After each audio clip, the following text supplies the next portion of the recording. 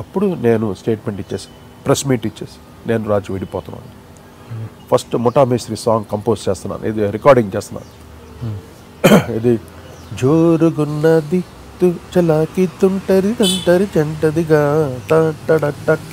ఈ song recording జరుగుతుంది. Okay. Allu Arvind గారు ఈ మ్యాటర్ అప్పుడే పోస్ట్ అయింది, రాజ్కోటి విడిపోయారు. నేను చెప్పాలి వాళ్ళకి, ఇప్పుడు ఇన్నాళ్ళు రాజ్కోటి బ్యానర్లోనే నేను చేస్తూ వచ్చాను, వాడు రాకపోయినా. ఇప్పుడు అనౌన్స్ చేస్తాను వీఆర్ స్ప్లిట్. అప్పుడు నేను అరవింద్ గారికి చెప్పండి ఇలాగా మేము స్ప్లిట్ అయిపోయాం, ఇప్పుడు ఈ సాంగ్ రికార్డ్ చేస్తున్నాను, ఒకవేళ ఈ సాంగ్ పెట్టుకోమని చెప్పండి, లేకపోతే ఇంకో మ్యూజిక్ డైరెక్టర్ పెట్టుకొని చేసుకోమని చెప్పండి. మేము విడిపోయాం, కోటిగా అయితే ఓకే, లేకపోతే రాజుగా పెట్టుకున్నా రాజు పెట్టుకోండి అన్నట్టు చెప్తే అప్పుడు అరవింద్ గారి దగ్గర నుండి వచ్చి నన్ను కోటి ప్రొసీడ్ అవ్వని చెప్పి నన్ను ప్రొసీడ్ అవ్వమని చెప్తే అప్పుడు ముఠా మేస్త్రికి నేను ఆ పాట నుండి, అంటే ఆల్రెడీ ముఠా మేస్త్రి టైటిల్ సాంగ్ అయితే అయిపోయింది, ఇది లాస్ట్లో చేసాం అనమాట ఈ సాంగ్, జోరుగా ఉంటుంది తుంటుంది. అప్పుడు మళ్ళీ నేను ఇంటికి వెళ్ళి అమ్మా నాన్నగారు బ్లెస్సింగ్స్ మళ్ళీ నేను ఎప్పుడైతే ఫస్ట్ నేను తీసుకుని నా కెరీర్ బిగినింగ్ స్టార్ట్ అయ్యానే, నా గిటార్ తీసుకొని మా చక్రవర్తి గారి దగ్గర వెళ్ళానే, అలాగ మళ్ళీ అమ్మా నాన్నగారు ఆశీస్సులు తీసుకొని నాకు ఏం చేయాలో అర్థం కాలేదు. అటువంటి ఒక భయం వచ్చేసింది, షివరింగ్, హెల్త్ ఏమవ్వాలి బాబు, టెన్షన్. అలా నేను ఒక్కడనే మళ్ళీ, అంటే ఒక బ్యానర్ పేరుతో రాజ్కోటి బ్యానర్ అంత స్ట్రాంగ్గా వచ్చి మళ్ళీ నేను కోటిగా నిలబెట్టుకోగలనా దానికని అప్పుడు నాన్నగారు వచ్చి అమ్మ నాన్నగారు ఆశీస్సులు తీసుకొని ఇప్పుడు నాన్నగారు చెప్పారు, నాన్న ఏం ఇదవు మాకరా, నీకంతా మంచిగా జరుగుతుంది, ఎప్పుడు భగవంతుడు నీ పక్క ఉంటాడు అని చెప్పి మా అమ్మ నాన్నగారు దీవించి మళ్ళీ రెండోసారి వాళ్ళు దీవెనలు తీసుకొని కోటిగా ముఠా మేస్త్రి చేశాను. అక్కడి నుండి ఫుల్ సక్సెస్ అయినా. నాన్నగారు ఏమైనా చెప్పడానికి ట్రై చేశారా రాజుగారితో, ఏదైనా సర్ది చెప్పడానికి? లేదు, అంటే నాన్నగారికి తెలుసు రాజు నేచర్, అంటే ఆయన కూడా ఏంటంటే ఫెడప్ విత్, నాన్నగారికి కూడా కొంచెం కష్టమే తన మీద, అంటే కొన్ని ఇన్సిడెంట్స్ అయిన దగ్గర కూడా తను అలాగే బిహేవ్ చేయడం జరిగింది. అందువల్ల మా పెద్దన్నకి బాగా ఇష్టం, వాళ్ళిద్దరు వెరీ క్లోజ్ ఫ్రెండ్స్ అనమాట మా రాజు. ఇప్పుడే చెప్తున్నా, రాజు అంత ఇదేం కాదు, ఏదో ఆ టైం అండి. ఇప్పుడు ఒక్కొక్క టైం అలా జరుగుతుంటుంది, ఏం చేయమంటారు, ఆ టైం కాల ప్రభావం అది. అంతేగాని ఈరోజు నేను రాజు మీద తప్పు చెప్పలేను, ఒక డైరెక్టర్ మీద తప్పు చెప్పలేను, ఎవరైతే తను పొల్యూట్ చేశారో వాళ్ళ మీద తప్పు చెప్పలేను. ఆ టైంకి అన్నీ వచ్చి పడతాయి, మన బ్యాడ్ టైం ఉన్నప్పుడు అన్నీ జరుగుతాయి. అలా జరిగిందే కానీ అది ఇంకా అదొక బ్యాడ్ డ్రీమ్గా నాకు, ఒక మంచి స్నేహితుడు, మనంతా కలిసి చేసాం. ఇప్పటికీ నన్ను రాజుకోటిగానే అంటారు బయట ఎక్కడికి వెళ్ళినా, రాజుకోటి తర్వాత కొంచెం కోటి గారు రా అంటారు. నేనంతా కోటి ఎందుకు, నేను ఫుల్ నేమ్ పెట్టుకోవచ్చు, నేను సాలూరు కోటేశ్వరరావు అని పెట్టుకుంటే ఇంకా డిగ్నిఫైడ్గా ఉంటుంది నా పేరు. కోటి అని ఎవరు పెట్టారు నాకు, జగపతి రాజేంద్ర ప్రసాద్ గారు వచ్చి, నాయనా మీ ప్రెస్లో చూశాను, నువ్వు మొత్తం మీరు స్ప్లిట్ అయిపోయారంట కదా, నువ్వేం కంగారు పడమాక అంటే పేరు ఇలా పెట్టుకుందాం అనుకుంటున్నానండి, రాహత్ కోటి అని, ఇంకోటి రాజ్ కోటి అంటే నేను రాజుని అడిగాను, నువ్వు పెట్టడానికి వీల్లేదు అన్నాడు ఆ పేరు రాజ్. అరే మా నాన్నగారి పేరు కదరా రాజేశ్వరరావు రాజు పెట్టు, నో ఈ అబ్జెక్టెడ్ మీ, అది పెట్టడానికి వీల్లేదు అన్నాడు. తర్వాత నా దగ్గర కొంచెం అంటే కాంపన్సేషన్, మా 3 months డబ్బులు అంతా అవన్నీ కాంపన్సేషన్ ఇస్తున్నా కానీ నువ్వు వర్క్ చేయడానికి వీలేదు, చాలా అన్ని లీగల్గా ఎన్నో అన్ని రాయించుకొని నాతోటి అలాగే మేము పెట్టాము. కానీ చాలా ఆ టైంలో నేను చాలా మదన పడిపోయాను. అది ఇప్పుడు ఎలా ఎవరికి చెప్తే అర్థం అవుద్ది, నేను పడిన మదన పడి, అంటే ఒక టెన్షన్, ఎటువంటి టెన్షన్ అంటే ఇంకా మొత్తం భగవంతుడి మీద భారం వేసాను, నువ్వు చూసుకో అంటే కెరీర్ ఇది. అటు మా నాన్నగారు బ్యాక్గ్రౌండ్ నేను చూడ, ఒక సాలూరు రాజశేఖర్ గారు కొడుకుగానే వచ్చాను, కొడుకు సాలూరు కొడుకు, వీటికి సరుకు లేదా, పండిత పుత్ర సొంట అనే ఒక దీన్ని నేను అగైనెస్ట్ దానికి. కానీ రాజుగారిని చూస్తే అసలు అలా అనిపించేది, అసలు చాలా అమాయకంగా, చాలా అసలు అంటే చాలా అంటే ఒక మంచి వ్యక్తి, అమూల్ బేబీలా ఉంటాడు బేబీ, అదే అంటే అది ఏంటి టైం అంటే పక్క వ్యక్తులే పక్క వ్యక్తుల యొక్క ఇదే, ఆ టైంలో అందరూ పొల్యూట్ చేస్తారు. ముఠా మేస్త్రి ముందా హలో బ్రదర్ ముందా అండి? ముఠా మేస్త్రి తర్వాత హలో బ్రదర్. ముఠా మేస్త్రి తర్వాత hello brother. Hello brother last movie, అక్కడే స్టార్ట్ అయిపోయింది ఆల్మోస్ట్. ఆ సినిమాకి మీకు నంది అవార్డు వచ్చింది, నంది అవార్డుకి రాజు గారు రాలేదు. దానికి అదే నాకు తలిగి ఇప్పుడు ఈ సంగతి అక్కడ నాకు ఎంత గిల్టీ ఫీలింగ్ వచ్చేసానంటే, అందరూ రాజ్కోటి పిలుస్తున్నారు అక్కడ సీఎం గారు చంద్రబాబు నాయుడు గారు, ఫస్ట్ టైం నంది అవార్డు మేము తీసుకుంటున్నాం, అట్లీస్ట్ ఆ ఫంక్షన్ రావచ్చు కదా. ఫంక్షన్కి రాలేదు అసలు, అసలు ఆ షీల్డ్ ఆ నంది కూడా నేనే తీసుకున్న తర్వాత ఆయనకి పంపించాను అనమాట రాజు. ఇది చిన్నపిల్లలు అలుగుడు ఉంటుంది చూసారా, ఒక మెచ్యూర్డ్ అయిన తర్వాత అవన్నీ మనం మానుకోవాలి. ఇప్పుడు అంత అలుగుగా కోపాలు తెచ్చుకొని దాన్ని ఆ రైవలరీ పెంచుకోవటం వల్ల ఎవరు నష్టపోతారు చెప్పండి. నేను రైవలరీ పెంచుకోలేదు తన మీద, నేను పెంచుకుంటే నేను వేరే రకంగా అయిపోయాడు, ఒక రెబల్ అయిపోయాడు. నేను అవల కంప్లీట్, నేను ఇంకా అన్నీ దేవుడికి వదిలేసి అంతే. నువ్వే చూసుకో వెంకటేశ్వర స్వామి గోవింద.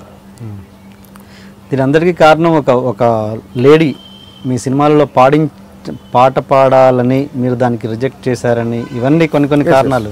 కొంతమంది ఉన్నారండి అతను పొల్యూట్ చేస్తున్నాడు, వాళ్ళే మేము ఉన్నాం నీకు అసలు అంతా నువ్వే కదా అన్నట్టు తన్ని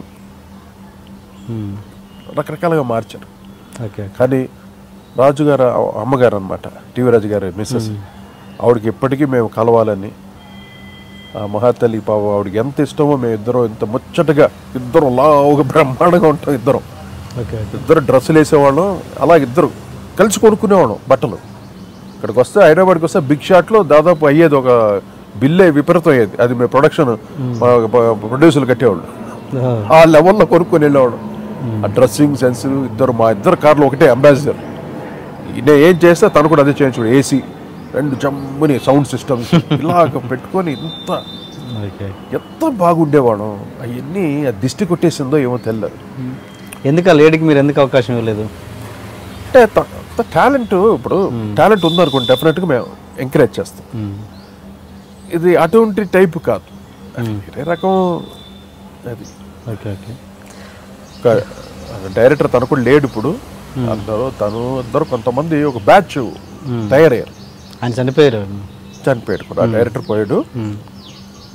అంటే ఒక బ్యాచ్ వాళ్ళలో ఏం శాడిజము, మేము ఇద్దరు విడిపోతే ఏంటి అని. సరే విడిపోయాం, ఎవరన్నా వచ్చి కలపడానికి ఒక పెద్దవాళ్ళు ఇండస్ట్రీ నుండి ఎవరన్నా ఒక్కళ్ళనే ప్రయత్నించారా? ఎవ్వరు ట్రై చేయాలి. నేను ఏకాకిని అయిపోయాను, వైట్. అంటే ఆ జలసీ టోటల్గా ఇండస్ట్రీలో కూడా ఉందనుకుంటాను. అంటే మేము విడిపోవాలని, నా కొడుకు లేని ఇంత ఇది వచ్చేసారేంటి. ఇవన్నీ చూడండి, మనుషుల్లో ఇంత ఇటువంటి నేచర్ ఉంటుందా మనుషుల్లో? అందరూ బాగుండాలని కోరుకోవాలి, కానీ ఇలాగ ఒక టీం, మంచి టీమ్గా మేము, ఒక అమాయకులు మేము ఇద్దరం, మాకేం తెలియదు, ఒక మ్యూజిక్ తప్పితే ఏం తెలిసేది కాదు. తిండి తినటం, బాగా తినటం, సినిమాలు చూడటం, ఇదే మాకు తెలుసు, జల్సాలు చేస్తాం. అంతేగాని ఎటువంటి పాలిటిక్స్ తెలియదు, ఎవరిని మేము హత్య చేయము, ఎవరిని అందరికి హెల్ప్ చేస్తాం, అటువంటిది మాకు పెట్టేశారు. నేను ఎవరితో చెప్పుకొని బాధపడాలి? ఎవరికి చెప్పుకోలేదు. నేను వెనకడుగు వేయలేను.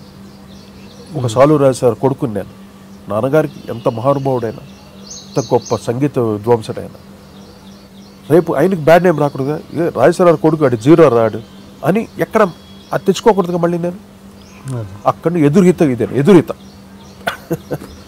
ఎంత స్ట్రగుల్స్ అంటే, ఆ స్ట్రగుల్స్, ఆ శక్తి ఇచ్చాడు దేవుడు. అంతే, నేను ఇంతకాలం బతుకున్నానంటే ఆ శక్తి ఇచ్చాడు దేవుడు. అటెంప్ట్ జరిగాయంట, అటెంప్ట్ చేయడానికి ఒకడు వచ్చాడు. నన్ను వాడు ఎంత అజాన్ బాడలో ఉన్నాడు, ఒకడు ఆటోలో దిగాడు. నేను కోదరపాటి స్టూడియోలో నేను మా స్వామినాథన్ గారు కూర్చొని అప్పుడే భోజనం చేసి కూర్చొని మాట్లాడుకుంటాను. వచ్చాడు, ఇంకా కోటియారు అన్నాడు తమిళ్లో, బాగా భయంకరంగా ఉన్నాడు. అంటే మన బాహుబలిలో విలన్ ఉంటాడే ఆ లెవెల్ క్యారెక్టర్ అలా ఉన్నాడు. వచ్చాడు ఆయన స్వామినాథన్ గారు, అవును సార్ కోటియారు. నన్ను చూశాడు, వాంగ సార్ నందా సార్ కోటి వాంగని.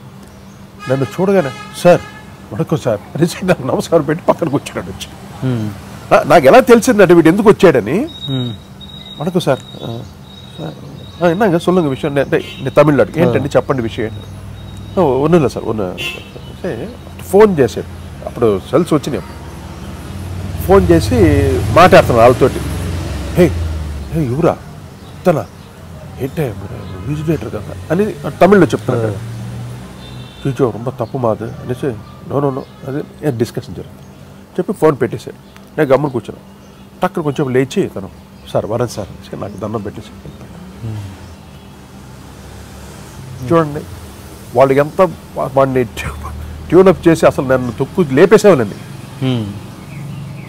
అని ప్లాన్తో నా మీద అంత రైవలరీ పెంచుకొని నేను ఏం చేశాను నేను అంత రైవలరీ పెంచుకొని. అంటే ఇది రాజుగారి తరపు నుంచి వచ్చిందని ఎట్లా అనుకుంటారు మీరు? డెఫినెట్ ఇంకా వాడు ఎవడో నాకు తెలియదు, నేను ఎవరితో రైవలరీ పెట్టుకోలేదు. నా రైవలరీ అంటే అప్పుడు నడిచే రైవలరీ ఇదే జరుగుతుంది అక్కడ మ్యాటర్. ఓకే ఇప్పుడు అలా పంతానికి వస్తే నేను పుట్టి పెరిగిందే మెడ్రాస్లో. నేను ఆ పొరికిలికే పొరికింది నేను. నేను ఇంకా రెబెల్ట్ అవుతే అది ఇంకా వేరే రకం అవుతుంది. నేను అక్కడికి వెళ్ళలేదు, ఆ రూట్కే వెళ్ళలేదు, అన్నీ వదిలేసి అలా సాఫ్ట్గా ఒక భాష ఉంటాడే ఆ లెవెల్లో కామ్గా నా పని నేను చూసుకుంటూ బ్రహ్మాండం. ఒకవేళ అదేనా తను ఏదైనా అటెంప్ట్ చేస్తుంటే కూడా తను అక్కడే పాతేసి ఉండేవాడు. అంటే అంత మనకి అది కూడా ఉంది ఆ రూట్కి వెళ్తే. నేను వెళ్ళలేదు, అవన్నీ మనకు వద్దు అన్నట్టు. ఈ ఇన్సిడెంట్ అయిన తర్వాత అప్పుడు అనుకున్నాను ఇంకా చిచ్చి ఫ్రెండ్షిప్ అంటే ఇదా, స్నేహానికి ఇచ్చే విలువ ఇదా. నేను ఎందుకు ఆ రోజు మా గురుగారు చెప్తే మాట వినలేదు, మా నాన్న చెప్తే వినలేదు. ఈ పార్ట్నర్షిప్ వద్దురా, నువ్వు ఒక్కడవే చేయరా. ఎంతమంది మా అన్నయ్యతో కలిసి మీ ఫ్యామిలీ ఉన్నారు కదా, అదే వాసుగారితో చేయకూడదని. ఇప్పుడు మేము ఫ్యామిలీ అంటే అందరూ ఇండివిజువల్గా వాళ్ళ ప్రొఫెషన్లో పెరిగామండి. అందువల్ల మళ్ళీ అక్కడ బ్రదర్స్లో అంటే మళ్ళీ ఇంకా ఎక్కువ కాంప్లెక్స్ అయిపోతాయి. అందుకని సరే నాకు అనిపించలేదు, నేను ఒకటే సరే చూద్దాం దేవుడు ఏం చేస్తాడు అన్నట్టు. అప్పుడు నేను మొత్తం ఒక సిస్టమ్ని సెట్ చేసుకొని మొత్తం ఆర్కెస్ట్రా. అప్పుడు నాకు రెహమాన్ అప్పుడు స్ప్లిట్ అయిన తర్వాత కూడా వాడు ఇంటికి వచ్చి చాలా బాధపడ్డాడు, ఏంటి ఇలాగ విడిపోతే ఇలాగ. అప్పుడు నేను చెప్పాను, ఇలా విడిపోతున్నావు, నువ్వు వెళ్ళిపోతావు, నాకు ఇంకా ప్రాబ్లం వద్దురా, నువ్వు ఉండాలి నాతో. ఎప్పుడు ఇలా స్ప్లిట్ అయిపోయిన తర్వాత ఆ రోజు ఈవినింగ్ ఇక్కడ హైదరాబాద్లో చెన్నైలో తను ఇంటికి వచ్చి, అప్పటికైనా మ్యూజిక్ డైరెక్టర్ అయ్యాడు కదా? అవ్వలేదు తను అప్పుడు కీబోర్డ్ ప్లేయర్. ఓకే అవ్వబోతున్నాడు ఆల్మోస్ట్ వాళ్ళ దగ్గరలో. ఓకే. అప్పుడు నాకు 2-3 సినిమాలకు వర్క్ చేసి ఇంకా తర్వాత తనకు తనే వెళ్ళిపోయాడు. అంటే నేను వదిలేస్తాను ఇంకెందుకు వాడు. ఆ తర్వాత నాకు మణి శర్మ అని, హారిస్ జయరాజ్ అని, ఇంకా మా వరద అని కీబోర్డ్ ప్లేయర్, వీళ్ళందరినీ వేసుకొని వాళ్ళతో నాకు ఎవరు వచ్చినా, ఏ కీబోర్డ్ ప్లేయర్ వచ్చినా వాటితోటి పని తీసుకోవడం తెలుసు, ఏ సౌండ్ తీసుకోవాలో నాకు. అలాగే నేను నా ఎక్స్పీరియన్స్ అది అంతే. అది ఆ సక్సెస్ ఎరాలో అన్ని కొట్టుకుని వెళ్ళిపోయింది. మరి మీరు తర్వాత ఇంత ఇన్సిడెంట్ జరిగిన తర్వాత కూడా మళ్ళీ మీరు కలిసి పనిచేసే ప్రయత్నాలు చేశారు అంటే, మరి ఎందుకు ఆ రకంగా ఇంటర్వ్యూస్ కూడా ఇచ్చారు, మరి ఎందుకు మళ్ళీ జరగలేదు అది? మా ఇద్దరిని ఒకసారి ఏం చేశారంటే, చెన్నైలో ఉన్న ఆర్కెస్ట్రా అంతా, మాతో పనిచేసిన ఆర్కెస్ట్రా, మా అదర్ కంపోజర్స్ అందరూ రాజ్కోటి మళ్ళీ కలవాలి వాళ్ళు ప్రోద్బలం చేసి మా ఇద్దరిని ఎక్కువ ఫోర్స్ చేసి మా ఇద్దరికి సన్మానం చేశారు చెన్నైలో. ఆ సన్మానంలో నన్ను అనౌన్స్ చేయమన్నారు, మీ ఇద్దరు చేస్తారా లేదా, అందరూ అరుపులు, మీ ఇద్దరు కలిసి చేస్తారంటే అప్పుడు నేను రాజుని అడిగాను, ఏం రాజు మనం చేద్దాం అంటే, ఎస్ చేద్దాం, తప్పకుండా చేద్దాం. రాజు కూడా ఒప్పుకున్నాడు. ఒప్పుకున్న తర్వాత నేను అనౌన్స్మెంట్ ఇచ్చాను, ఎస్ రాజ్కోటి అగైన్ బ్యాచ్ అని. బ్రహ్మాండ రిసెప్షన్. ఇక్కడ కూడా మేము ప్రెస్ మీట్ ఇచ్చాం, అన్ని ఇచ్చాము. కానీ ఒక్క ప్రొడ్యూసర్, ఒక్క హీరో పిలిచి రాజ్కోటి మళ్ళీ కలిసారు, వాళ్ళతో మళ్ళీ ఇద్దాం అని ఒక్క డైరెక్టర్ రాలేదు, ఒక్క ప్రొడ్యూసర్ రాలేదు, ఒక్క హీరో రాలేదు మాకు సినిమా ఇవ్వడానికి. అది. సో అందుకని మళ్ళీ సోలో చేశారు మీరు? అందుకని మళ్ళీ మీరు సోలో చేశారు? అంతేగా. తర్వాత రాజు చాలాసార్లు అడిగాడు, ఏంటి కోటి ఏదైనా సినిమాలు వచ్చినాయా, ఎవరన్నా అప్రోచ్ అయ్యారా? అవును. దాని తర్వాత మీరు సోలోగా చేసిన సినిమాలు ఏంటండి? ఆ ప్రెస్ మీట్ తర్వాత చాలా చేశాను. చాలా అంటే అరుంధతి, ఐ థింక్ అరుంధతి ముందే, అరుంధతి అయిపోయింది. ఓకే. అదే గుర్తులేదు నాకు. అరుంధతి ఆల్రెడీ కమిటెడ్, అది ఓకే, కోటిగా కమిట్ అయిపోయి అది చేస్తున్నాను. అది ఓకే. అరుంధతి అంతా అయిపోయిన తర్వాత. Okay okay.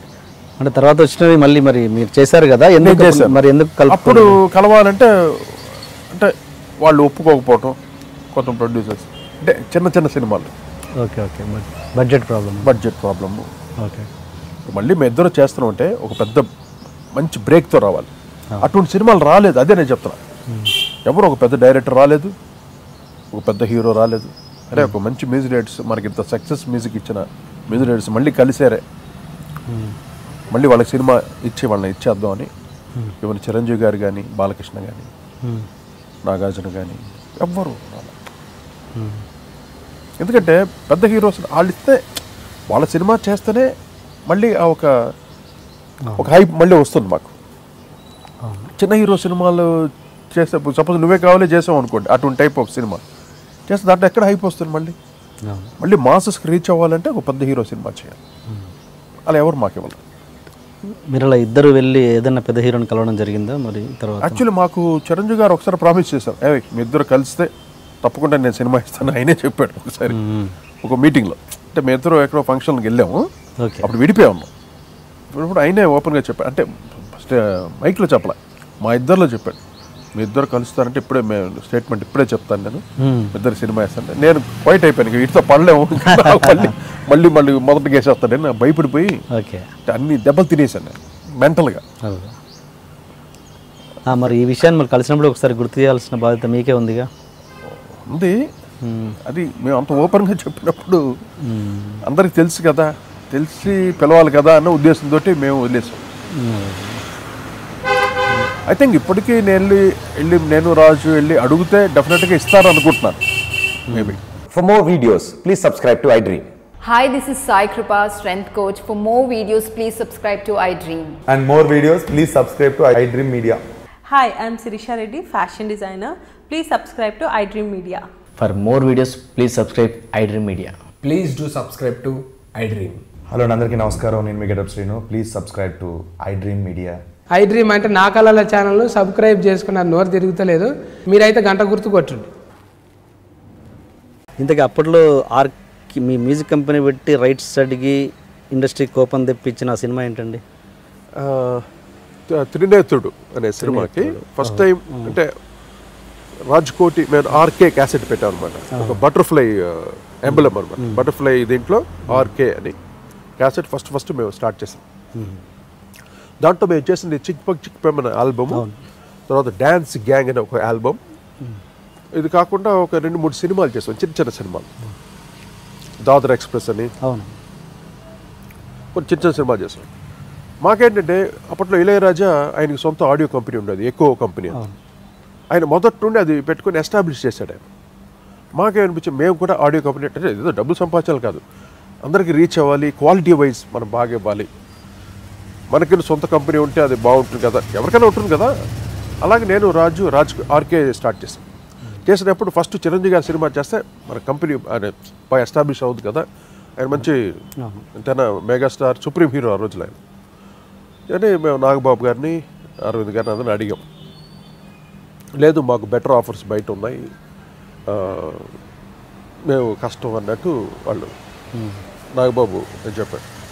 లేదు కోటి మాకు బెటర్ ఆఫర్ ఉంది బయట. అంటే కమర్షియల్గా చూస్తారు కదా ప్రొడ్యూసర్ అంటే. ఇప్పుడు పోన్లే పాము రాజ్కోటి బాగుపడి అది ఎన్ని సినిమాలు మాకు హిట్స్ ఇచ్చాడు అని ఆ గ్రాట్యూట్స్ ఎవరికి ఉండదండి. దిస్ ఇస్ పక్క కమర్షియల్ మీడియా. నేను సక్సెస్ ఇస్తాను. ఈరోజు నేను సాలు రాజేశ్వర కొడుకుని నాకు ఎవరు నన్ను ఎంకరేజ్ చేయలేదు. నేను ఒక కోటిగానే వచ్చాను, కోటిగా హిట్ చేశాను. పేరు వచ్చేది ఎవరు కోటి. ఇప్పటికి కొంతమంది తెలియదు నేను సాలు రాజేశ్వర అబ్బాయిని. ఇప్పుడు ఆల్మోస్ట్ కొంచెం అందరికీ తెలుస్తుంది. త్రినేత్రుడు సినిమా తర్వాత ఓకే, మరి త్రినేత్రుడు తర్వాత మళ్ళీ చిరంజీవి గారితో మీరు చేశారుగా? తర్వాత చేసాం. అంటే ఆ తర్వాత ఏమైంది, అక్కడే కదా గ్యాప్ వచ్చింది. మేము డిమాండ్ చేస్తున్నాం అని టోటల్గా బయట సరే ఈ సినిమా ఇవ్వలేదు చిరంజీవి గారు, అంటే మా నాగబాబు ప్రొడ్యూసర్ నాగబాబు ఇవ్వలేదు సరే కదా అనేసి మేము ఇంకో మేము ట్రై చేస్తాం మిగతా సినిమాలు కూడా. ఏం రత్నం సినిమా ఒకటి అని ఇలా అడుగుతూ ఉంటే అందరికి వాళ్ళకి ఏమైంది, ప్రొడ్యూసర్స్కి ఏంటంటే ఎంతసేపు ఎక్కడికెక్కడ అమ్మేసుకొని క్యాష్ చేసుకోవాలని చూస్తుంటారు. ఇప్పుడు ఎవడు 10 రూపాయలు ఎక్కువ ఇస్తే ఆడికి అమ్మేస్తారు, సినిమా కానీ ఆడియో కానీ ఏదన్నా. అంటే బిజినెస్ మీడియా కదా. మేము సిన్సియర్గా ఉండేవాళ్ళం, మాకేమంటే సార్ ప్లీజ్ సార్ మేము చేస్తాం సార్, మీకు డబ్బులు ఇస్తాం సార్, తర్వాత ఇస్తాం, తర్వాత కాదా ఇప్పుడే ముందే వాళ్ళు మేము అంత డబ్బులు ఇవ్వలేం. అక్కడ కొంచెం ప్రాబ్లం అయ్యి వీళ్ళు డిమాండ్ చేస్తున్నారు అని మా మీద అది జనరల్గా ఈ జలసీ గ్రూప్ ఉంటాయిగా, డిమాండ్ చేస్తున్నారు మా గురించి ఒక బ్యాడ్ ప్రాపగండా చేసి టోటల్గా ఇండస్ట్రీ బాయ్కాట్ చేసేసింది రాజ్కోటికి ఒక్క సినిమా కూడా లేకుండా. ఏది ఇంత సూపర్ హిట్స్ ఇచ్చిన ఒక బ్యానర్ రాజ్కోటి అన్న, ఇదంతా ఆడియన్స్ తెలియదుగా ఎన్ని స్ట్రగుల్స్ మేము పడ్డాం ఇండస్ట్రీలో. బాయ్కాట్ చేసిన తర్వాత మేమేం చేయాలి, మమ్మల్ని నమ్ముకున్న ఆర్కెస్ట్రా ఉన్నారు, రెగ్యులర్ ఆర్కెస్ట్రా, ఒక ఫ్యాక్టరీ లాగా వర్క్ జరిగేది, మొత్తం గ్యాప్ వచ్చేసింది. వాళ్ళందరూ ఓకే బాబు రికార్డింగ్ నైనా ఇక సినిమాలు లేవు రా బాబు. అప్పుడు మాకు కన్నడ ఫీల్డ్లో కాట్రగడ్డ ప్రసాద్ గారు అనే నిర్మాత, ఆయన కన్నడలో చిన్న సినిమాలు తీస్తున్నాడు. ఇప్పుడు మాలాశ్రీ పెద్ద సూపర్ స్టార్ ఆవిడ. అక్కడ మాలాశ్రీ సినిమాలు ఇవ్వటం మాకు మొదలెట్టారు. ఇప్పుడు కన్నడ ఫీల్డ్లో ఒక 48 సినిమాలు కంటిన్యూస్ హిట్ మూవీస్ ఇచ్చాం. నేను రాజ్ ఇద్దరు కలిసి. తర్వాత మేము విడిపోయిన తర్వాత రాజుగా కొన్ని సినిమాలు చేశాడు, నేను కొన్ని సినిమాలు చేశాను కన్నడ. చేసిన తర్వాత అప్పుడు మేము చిక్ బక్ అనే ఒక ఆల్బమ్ సరదాగా, అప్పుడు మేము చేసిన బాయ్కాట్ చేసిన సినిమాలో ఒక సినిమా మేము చేసిన సత్యమూర్తి గారి డైరెక్షన్లో ఒక సినిమా ఏది దాదర్ ఎక్స్ప్రెస్ అనే సినిమా. దాంట్లో మాల్గాడి శుభాతోటి ఒక పాట పాడించాం. అమ్మాయి పాప్ కైండ్ ఆఫ్ ఉషా ఉదుపులా ఉంటుంది వాయిస్. అదే రెహమాన్ స్టూడియోలో నేను ఆ వాయిస్ విని, నేను రాజు ఏదో వెరైటీగా ఉంది వాయిస్, దీంతో ఏదైనా ఒక ఫోక్ ఆల్బమ్ చేద్దాం అని ఎప్పటికప్పుడు అనిపించడం అండి. ఇదంతా స్పాంటేనియస్గా అనిపించడం. ఇమీడియట్గా ఒక ఆల్బమ్ చేసాం మాల్గాడి శుభాతోటి. అది సాహితీని ఒక రైటర్ ఉన్నాడు, ఆయన బాగా రీసెర్చ్ చేశాడు. ఏది తెలంగాణ లాంగ్వేజ్ని కంప్లీట్ రూరల్స్కి వెళ్ళి ఆ పదాలన్నింటినీ సేకరించి తను చాలా రీసెర్చ్ చేశాడు. వచ్చి మాతో చెప్పాడు, సార్ ఇలాగా. అప్పుడు తను అప్రోచ్ అయ్యి నేను ట్యూన్స్ ఇచ్చి ఈ ట్యూన్కి ఇలా కట్టండి, తర్వాత కొన్ని తను లిరిక్కి మేము ట్యూన్ చేసి సరదాగా అలాగే అలా కూల్గా అలా ఏదో జుట్లు పిక్కుని కూర్చొని పెట్టుకుని కూర్చొని ఏమి ఒక కూల్గా చేసి మాల్గాడి శుభాతోటి అసలు ఒక్క పాటకి శృతి ఉండదు. అంటే ఓన్లీ ద కల్చర్ వాయిస్ కల్చరే, దాన్ని దృష్టిలో పెట్టుకొని ఇది ట్యూన్ టప అని మొత్తం రెహమాన్ రికార్డ్ చేసేవాడు. వాటిలో చిన్న మిక్సర్ ఉండేది వాటికి. పంచాయతీ నిన్నని చిన్న స్టూడియో, దాంట్లో ఒక చిన్న వాయిస్ బూత్ ఉండేది, ఒక హాల్ ఉండేది. శుభ పాడుతూ ఉంటే ఇక్కడ వెంటనే మేము ఇలా లోపల కండక్ట్ చేస్తూ ఒక చిక్కు పక్కు అందరూ సరదాగా అంటుంటే అది పాడుతుండేది. దీనికి ఒక ఫార్మాట్లో పెట్టుకుని కూర్చొని చేయలేదు. చాలా ఒక రీల్స్ న్యాచురల్గా చేసిన పాటలు సెన్సేషనల్ హిట్ అయిపోయింది ఆల్బమ్. ఎప్పుడైతే ఆ ఆల్బమ్ హిట్ అయిందో మళ్ళీ ఇండస్ట్రీ మమ్మల్ని వెతుక్కుంటూ దబా నుంచి పడ్డారు అందరూ. ఆ పడిన వాటిలో ఫస్ట్ మాకు స్టార్ట్ అయింది ఈవీవి సత్యనారాయణ. ఏ సినిమా ఉండదు అది? సీతారత్న గారి అబ్బాయి అనే సినిమాకి మాతోటి మంచి మెలడీ బీట్స్ అనే కాన్సెప్ట్ తోటి అక్కడి నుండి స్టార్ట్ అయ్యింది మళ్ళీ సెకండ్ ఇన్నింగ్స్ రాజ్కోటి. అంటే త్రినేత్రుడికి సీతారత్నం గారి అబ్బాయికి మధ్య గ్యాప్ ఎంత? ఎన్ని సంవత్సరాలు ఉండదు? ఒక 2-3 years ఉంటుంది. ఈ 2-3 yearsలో మిగతా కంపోజర్స్ని తీసుకొచ్చి మామూలుగా అదే జనరల్గా ఇండస్ట్రీ అంతేగా, వీళ్ళు అనుకుంటే అంతే. త్రినేత్రుడు అన్నది యముడికి మొగుడు తర్వాత ముందా తర్వాత? చాలా లేటర్ ఆన్. త్రినేత్రుడు చాలా లాస్ట్ అనమాట. కొదవసింహం తర్వాత అనుకుంటాను. యముడికి మొగుడు తర్వాత త్రినేత్రుడు. యముడికి మొగుడు తర్వాత. యముడికి మొగుడు ఎప్పుడు? అది 88లో యముడికి మొగుడు. ఓకే. సో త్రినేత్రుడు తర్వాత చేసిన చిరంజీవి గారి సినిమాల్లో మీరు ఎక్కడ లేరు ఇంకా? అంతే లేదు. ఆ తర్వాత గ్యాప్. మళ్ళీ తర్వాత చేసింది హిట్లరేనా మీరు? మళ్ళీ తర్వాత మేము లేదండి రాజ్కోటిగా మేము చేసాం. రాజా విక్రమార్క, ఇవన్నీ రాజా విక్రమార్క, తర్వాత కొదవసింహం, ముఠామేస్త్రి. ఎలా మళ్ళీ కుదిరింది అంటే అంటే వాళ్ళ దగ్గర కూడా అర్థం చేసుకోవాలి. ఇండస్ట్రీలో ఒక సక్సెస్ ఇవ్వాలి. మేము ఎక్కడ చిక్ బమ్ ఇచ్చాం. చిక్ బమ్తో అందరికి మతి దెమ్మలు తిరిగిపోయినాయి. ప్రతి ఒక్కళ్ళు ఆ సీడీలు వేసుకుని డ్యాన్సులు చేయడం, అదే పాటలు. ఏ బస్సుల్లో చూసినా ఏ కారులో చూసినా అదే పాట. మాల్గాడి శుభ పాడిన పాటలు. అది అంత సెన్సేషనల్ అయిపోయింది ఆ ఆల్బమ్. అయిన తర్వాత అబ్బా మళ్ళీ రాజ్కోటికి